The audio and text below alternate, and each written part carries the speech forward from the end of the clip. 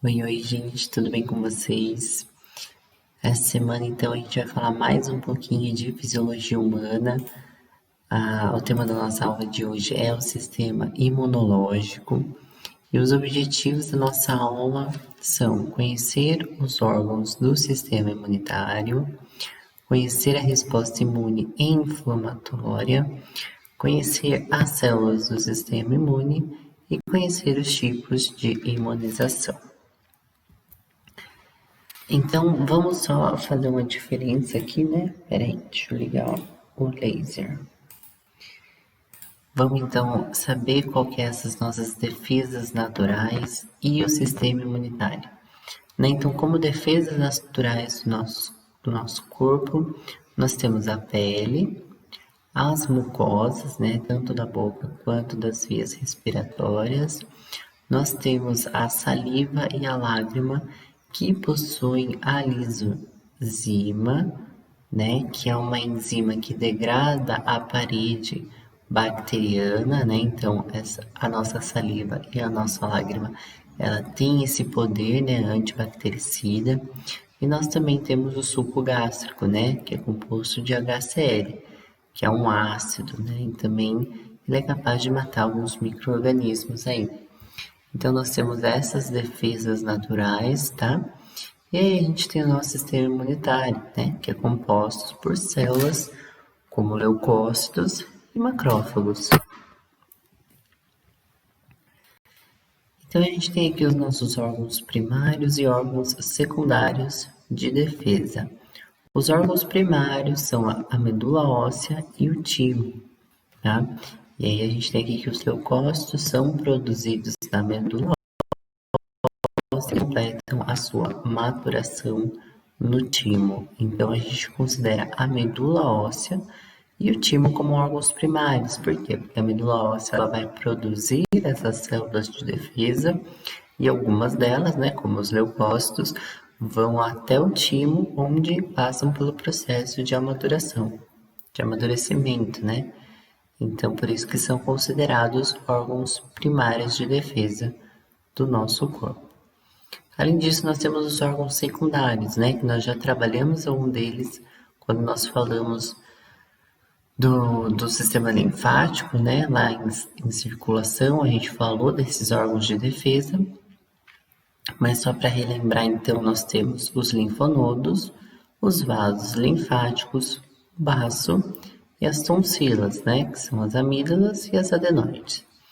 Então, esses órgãos secundários, eles recebem as células geradas nos órgãos secundários e neles se dá o transporte e a sua proliferação, tá bom? Aqui tá errado, tá, gente? Aqui são órgãos primários, então os órgãos secundários vão receber as células dos órgãos primários, tá? E depois eles vão, então, fazer o transporte dessas células. Então vamos lá, só lembrando, os linfonodos, né, eles também podem ser denominados de gânglios linfáticos, que ficam dilatados quando estão nesse processo de combate a algum agente invasor, né, formam as chamadas ínguas. Então eles incham, digamos assim, né, diante dessa superprodução, e aí eles ficam doloridos, né?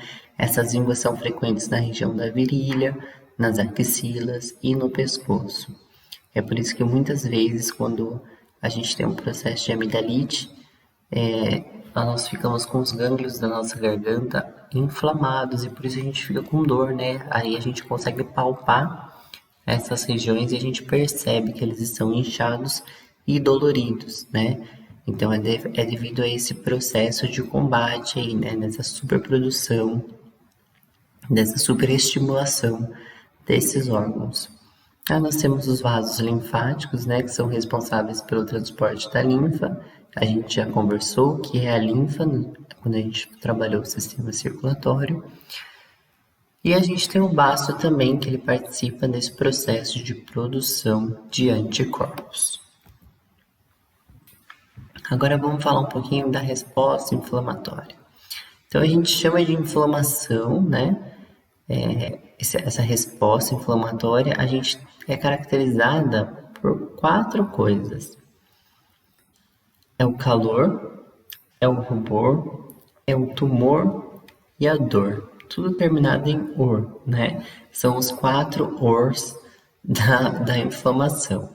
Mas o calor e o rubor da nossa inflamação se dá devido ao maior fluxo de sangue para essa região, né? Então a gente tem um aumento da temperatura, né? E esse rubor, que é esse vermelhidão que dá na região, né? Se dá ao maior fluxo sanguíneo da região. Então, o calor e o rubor, né? A área afetada passa a receber um maior fluxo sanguíneo, tornando a região mais avermelhada, que é o rubor, e com temperatura mais alta do que o normal, que é o calor.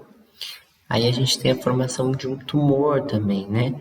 Por quê? Porque a permeabilidade dos capilares aumenta e isso propicia a liberação de um líquido para o fluido intersticial, aumentando o volume do tecido e causando o inchaço característico aqui da inflamação, tá? E a gente tem a dor, né, que é devido à liberação de algumas substâncias, como as bradicininas, que provocam a dor. Então, esses são os 4 sinais da inflamação. Então, esse local onde ocorre uma inflamação, ele é envolvido por uma rede de fibrina, coibindo e dificultando a dispersão das bactérias infectantes para outra parte do organismo, né? Então, elas formam uma barreira impedindo que essas bactérias se proliferem para outras partes. Aí a gente tem a atuação dos leucócitos, né, dos tipos neutrófilos e monócitos, que vão atravessar a parede dos capilares, num processo que a gente chama de diapedese, e eles fagocitam, então, essas bactérias.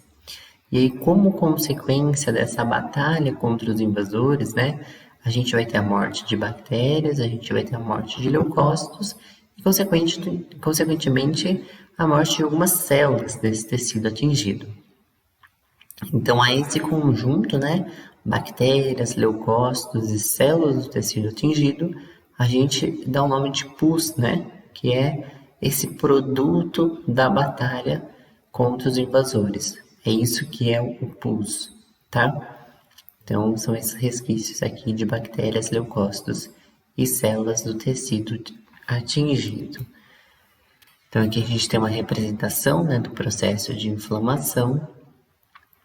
Então, a gente tem aqui a perfuração da pele, né, por algum objeto cortante.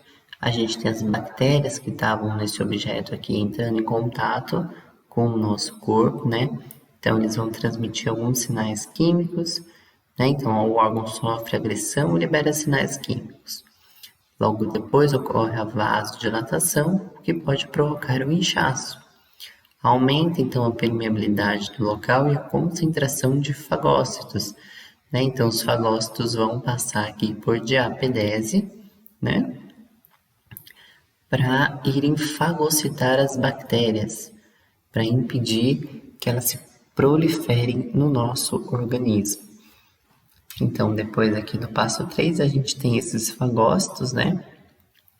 Que são macrófagos e neutrófilos, consumindo as bactérias e os restos celulares. E tem, então, o início do processo de regeneração.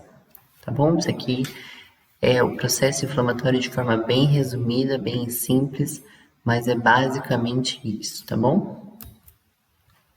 Agora vamos falar de resposta imune, né? Para a gente saber isso, a gente precisa saber diferenciar o que é um antígeno e o que é um anticorpo. Né? Que muita gente acaba confundindo essas duas coisas. Mas basicamente o antígeno é o nome dado às estruturas que podem ser reconhecidas como corpos estranhos ao organismo. Eles podem ser então os vírus, bactérias, protozoários e até mesmo alguns tipos de toxinas, né? Então tudo isso a gente chama de antígeno. E os anticorpos são as proteínas de defesa do nosso organismo que são capazes aí de se ligar a esses antígenos, né, com o objetivo, né, de evitar ou minimizar os danos que eles podem causar ao nosso corpo. E eles são específicos, né, para cada antígeno, Então, a gente vai ter um anticorpo específico para uma bactéria A, um outro anticorpo específico para a bactéria B, outro para a bactéria C. Então, eles são específicos, tá? E a resposta imune é um processo de combate a esses antígenos invasores. E a gente tem dois tipos de resposta imune. A imunização humoral, que envolve a produção de anticorpos, e a imunização celular, que envolve a atuação das células de defesa. Né? O processo de resposta imune é iniciado a partir do momento em que esses antígenos invadem pela primeira vez o organismo. Então a gente vai ter, logo após, né, essa invasão dos antígenos, a gente tem os linfócitos B, que são responsáveis por esse reconhecimento dos invasores. E aí, assim que eles entram em contato com esses antígenos, eles são estimulados a se dividirem e a se diferenciar em plasmócitos. Uma vez que eles se tornam plasmócitos, eles passam a realizar a síntese de anticorpos. E os linfócitos T4, T8 e B podem se converter em linfócitos de memória. E esse ataque aos antígenos é feito, então, por esses anticorpos. Então, aqui a gente tem, né, a representação dos linfócitos, né, produzindo os anticorpos, que são proteínas, e essas proteínas, então, se ligando aqui aos diversos tipos de antígenos, né, as bactérias ou até mesmo os vírus. Então, aqui a gente tem um pouquinho dessas células da resposta imune, né? A gente vai ter a atuação de macrófagos, que fagocitam o micro-organismo e expõem alguns de seus antígenos na superfície de sua membrana e apresentam esses antígenos a linfócitos T4.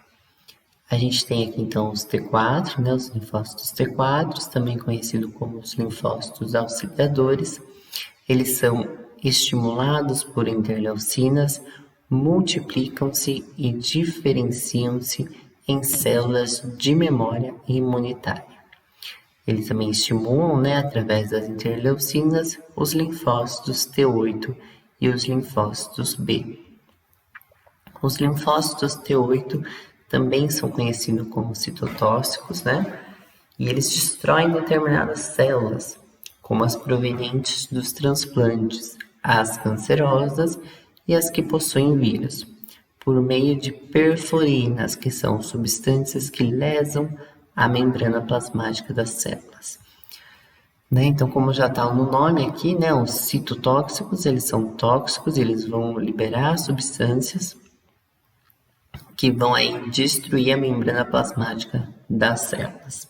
A gente tem também os linfócitos B, que são estimulados pelas interleucinas, multiplicam-se e completam o reconhecimento do antígeno. E alguns se convertem em células de memória imunitária e outros em plasmócitos. E esses plasmócitos, então, são resultado, né, da diferenciação desses linfócitos B e são responsáveis pela síntese de anticorpos. Aqui a gente tem uma tabelinha que eu peguei lá do Junqueira e Carneiro, que é o livro de histologia básica, né? E aí a gente tem aqui também alguns tipos de linfócitos, né? Porque a gente não tem só aqueles que eu citei no slide anterior, a gente tem uma maior diferenciação aqui.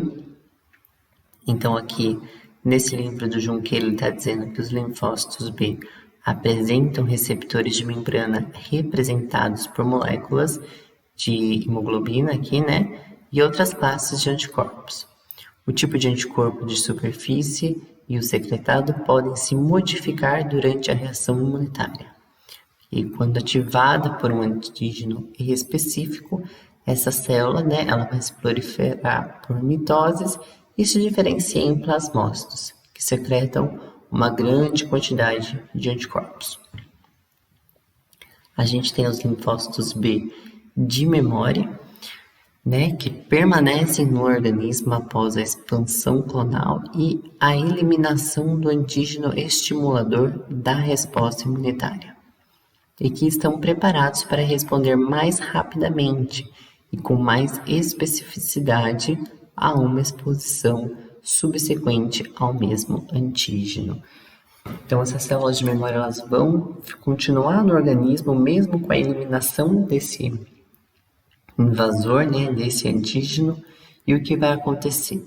Caso esse organismo seja invadido de novo pelo mesmo antígeno, essas células elas já reconhecem esse antígeno, né? Então a gente vai ter uma resposta imunológica mais rápida, porque a gente tem as células de memória, né? Então, os linfócitos B, quando eles entram em contato pela primeira vez com o antígeno, eles demoram um certo tempo para se diferenciar, para começar a produzir os anticorpos.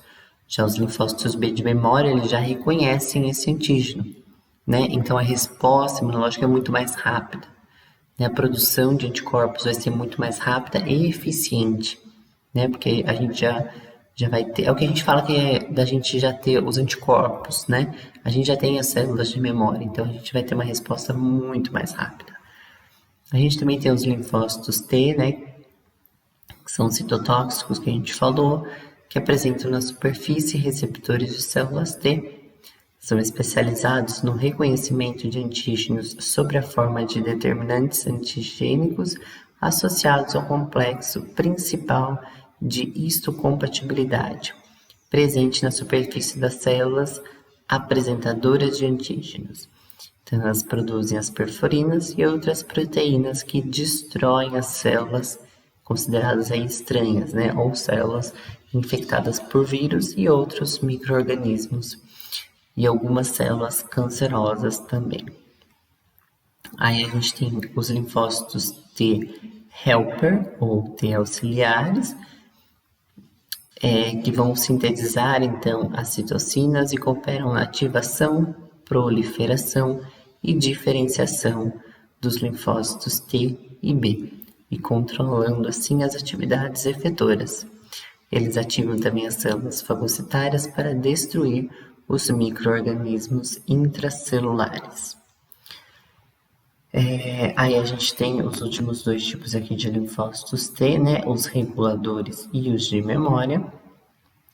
Então, os reguladores, eles vão modular a expansão e a função das células T e B, diminuindo a atividade dessas células.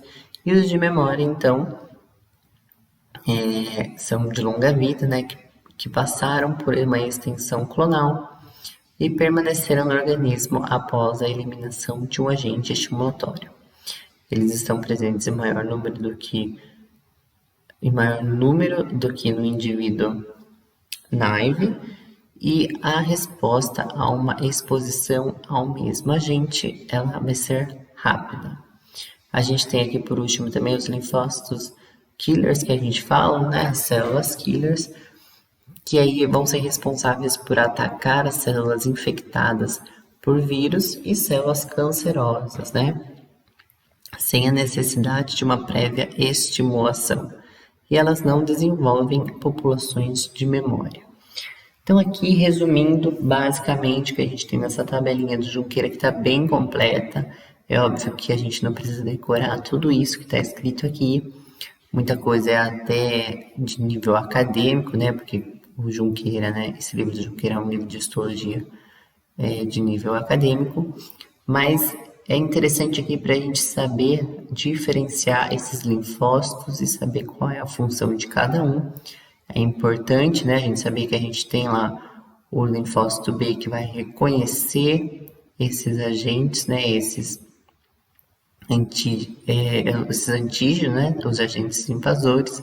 Aí depois a gente vai ter os linfócitos B de memória, que já vão reconhecer esses antígenos. Aí a gente tem os linfócitos T que vão soltar substâncias tóxicas, né? A essas células invasoras. A gente tem os linfócitos helpers e auxiliadores, que vão auxiliar aí os linfócitos T e B. Depois a gente tem os reguladores, que, como já diz o nome, vão regular a atividade dessas células. Os de memória, que é a mesma coisa dos linfócitos B, né? Eles já reconhecem o antígeno. E, por fim, as células killers, que são aí responsáveis por atacar as células infectadas por vírus e células cancerosas, e que não precisam de estimulação e que não desenvolvem populações de memória. Então, basicamente, isso que a gente precisa decorar dessa tabelinha aqui. Aí aqui uma representação, né? Essa representação também é do livro do Junqueira, tá? A gente tem então a medula óssea produzindo esses linfócitos, né? Essas células precursoras dos linfócitos. A gente tem os linfócitos Pro-B, Pro-T e os linfócitos natural killer, né? São as células killer. Depois aqui os linfócitos Pro-B, eles têm sítios especiais de diferenciação da medula óssea, passam a virar linfócitos B. Os linfócitos Pro-T lá no timo, né, vão sofrer essa maduração, né, e vão virar os linfócitos T helper e citotóxicos.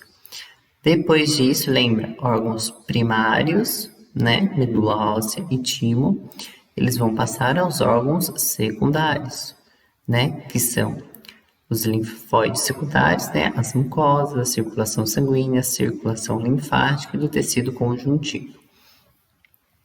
Logo após isso, então, né, a gente vai ter no linfócito T, assim que ele entra em contato com o antígeno, ele se transforma em plasmócito, então, e aí ele passa a produzir os anticorpos, né, que são proteínas. Agora a gente vai falar um pouquinho dessas respostas imunitárias, né? A gente tem dois tipos de resposta imunitária. A resposta imunitária primária, ela é desencadeada pelo primeiro contato, né? Pela primeira exposição ao antígeno, e ela demora alguns dias para iniciar a síntese de anticorpos, atingindo ao final do processo a concentração plasmática reduzida dessas proteínas.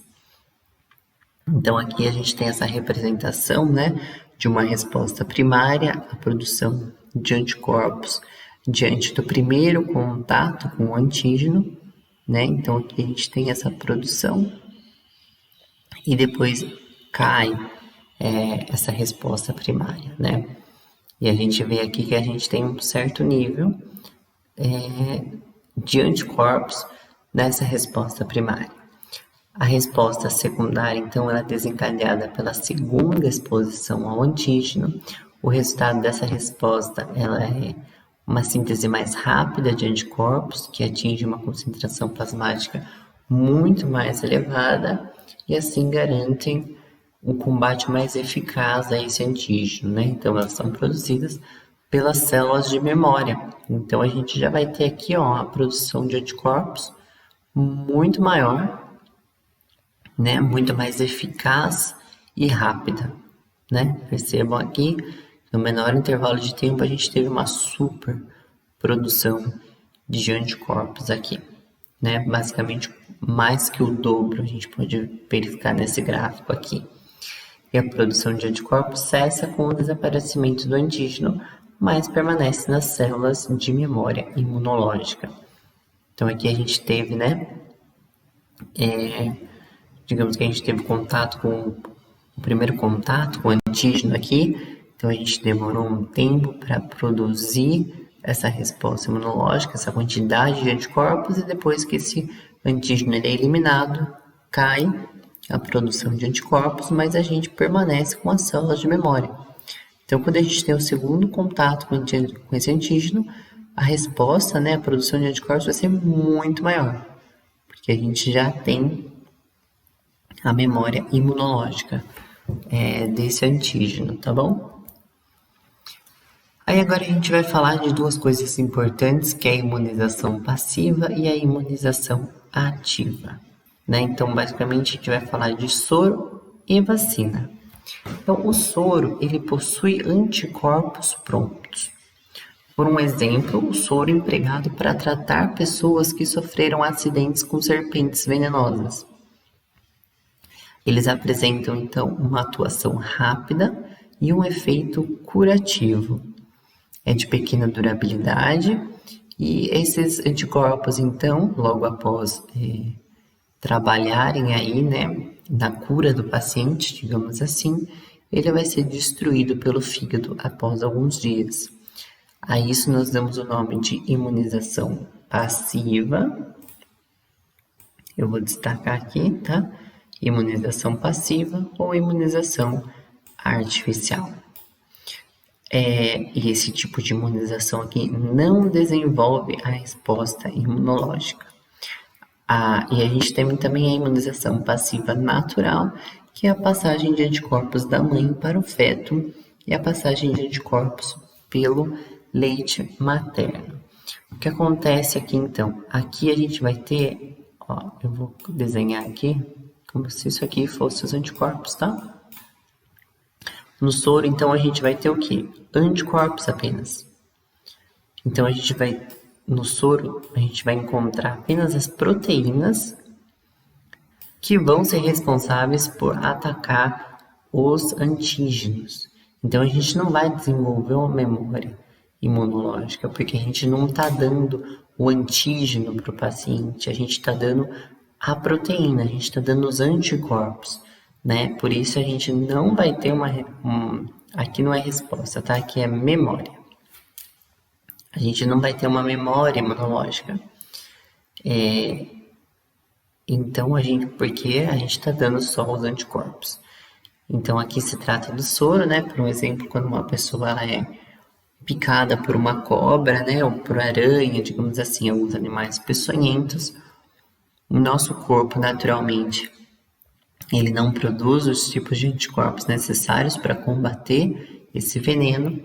Então, a gente aplica o soro, né? Que contém esses anticorpos capazes de neutralizar e destruir esses antígenos, né? Diferente da vacina, né? Porque a vacina ela vai preparar o organismo para o contato com o antígeno, né? Por exemplo, a vacina da gripe. Então, ela apresenta uma atuação lenta e de maior durabilidade. Por quê? Porque aqui a gente não vai estar dando anticorpo. Aqui a gente vai estar dando o antígeno, muitas vezes enfraquecido, muitas vezes já morto, digamos assim, né? Inativo, para que o corpo passe a produzir os anticorpos ele mesmo, né? A gente não vai dar o anticorpo, a gente vai dar o antígeno para o corpo produzir os anticorpos. Por isso que é uma atuação mais lenta do que no soro, porém de maior durabilidade. Por quê? Porque a gente vai desenvolver aqui uma memória, né? Uma memória imunológica. A isso nós damos o nome de imunização ativa ou também imunização artificial. E a gente também tem uma imunização ativa natural, que é quando o indivíduo contrai a doença, né? E assim ele vai adquirir anticorpos contra ela. Então aqui a gente tem uma representação de como a gente produz o soro, né? Por um exemplo aí, a gente pega o cavalo, vai aplicar o veneno da cobra no cavalo diretamente, e esse cavalo então ele vai passar a produzir os anticorpos para combater esses antígenos do veneno da cobra. Assim que o cavalo então produz esses anticorpos, a gente faz uma coleta de sangue desse cavalo, separa, né, os elementos, e então a gente pega esses anticorpos e produz o que nós chamamos, né, de soro. Então a gente já está aqui quem está produzindo os anticorpos é uma segunda pessoa, né? A gente tem aqui a produção pelos cavalos. E aí então a gente vai usar esses anticorpos produzidos por ele para tratar alguns pacientes, tá? Então é dessa forma aqui que a gente tem a produção do soro. Então isso aqui fica para a próxima aula, gente. É isso que a gente precisava falar sobre o sistema imunológico. Espero que vocês tenham entendido. Caso tenham alguma dúvida, deixe nos comentários ou mande nas redes sociais do nosso cursinho.